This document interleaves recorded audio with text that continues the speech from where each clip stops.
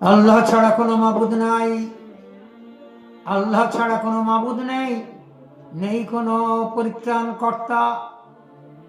তার কাছে ক্ষমা চাই দিবানিশি, তার কাছে দোয়া করি। তিনি একমাত্র মালিক, কুল মাখলুকের একমাত্র স্রষ্টা তিনি। তন্দ্রা কিংবা নিদ্রা তাকে স্পর্শ করে না, তার অনুমতি ছাড়া কেউ কাউকে কাল হাসরের ময়দানে সুপারিশ করতে পারবে না।